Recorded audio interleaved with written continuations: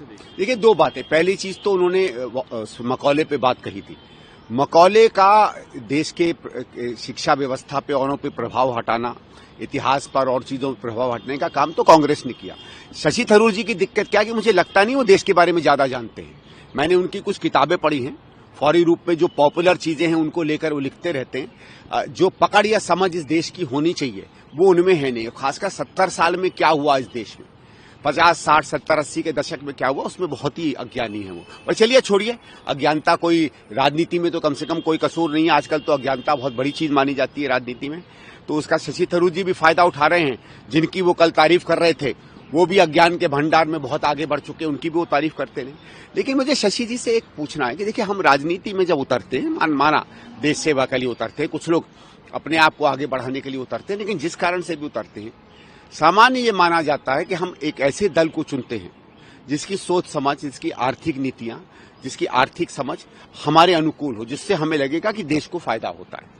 और इसीलिए हम विपक्ष में इसलिए नहीं जाते हैं क्योंकि वो कभी अच्छा करे कभी बुरा करे। मूलतः उनकी नीतियां देश के अहित में होंगी, आगे चल के उससे देश का हित होगा। जैसे कांग्रेस कहती है कि इनकी नीतियों में गैर बराबरी होगी, लूट होगी, कुछ लोगों के प्रति होगा, और देश में उस तरह की प्रगति नहीं होगी जो देश की क्षमताएं हैं। तो अगर आपको सही में विश्वास है कि आप कांग्रेस में आए, आपने कांग्रेस ज्वाइन की, कांग्रेस की नीतियों के काफी हद तक विपरीत चलकर कोई आदमी इस देश का भला कर रहा है आपके हिसाब से, तो फिर आपको उन नीतियों को फॉलो करना चाहिए। क्योंकि फिर तो आपका जो मूल है कि आप कांग्रेस में क्यों हैं, वो मूल ही टूट जाता है ना। भाई, मैं ये मानता हूं कि मैं कांग्रेस में इसलिए हूं क्योंकि कांग्रेस की नीति ही इस देश का सबसे ज्यादा हित कर सकती है।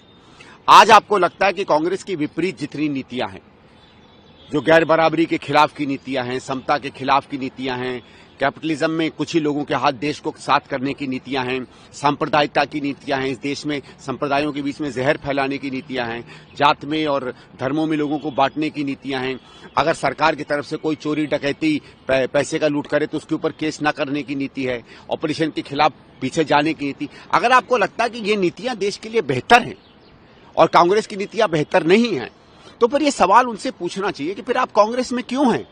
क्या सिर्फ इसलिए कि आप सांसद हैं? तो इसका मतलब है आप में कोई नैतिक ताकत नहीं है कि ठीक है, अगर आपको लगता है छोड़ दीजिए, क्या है सांसदी आपके लिए? आपको तो बहुत पैसा उससे भी मिल रहा है, पेंशन से भी मिल रहा है यूएन के लिए, और आपने तो यूएन की सेवा की। ऐसा भी कोई नहीं कि आप बहुत बड़े कोई देश के भक्त रहे। तो आपको, मुझे लगता है, अगर आपकी ये सोच और नहीं, तो फिर आप उसका एक आलोचना भी कीजिए। ठीक है, आप उस समय आपको लगता है कि आप प्रधानमंत्री के सामने थे, आप में इतनी हिम्मत नहीं है कि एक सामने एक ऐसा व्यक्ति बैठा उनके सामने आप सच बोल सको। कुछ लोग होते हैं, डरपोक होते हैं, जो सामने ताकत हो तो उसके सामने उनके अंदर से सच नहीं निकलता है।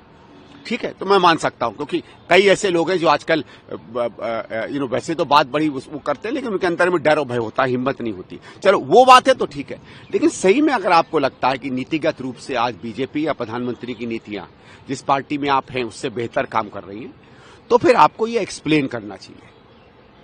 और अगर एक्सप्लेन नहीं कर रहे हैं तो आप हिपोक्रेट हैं।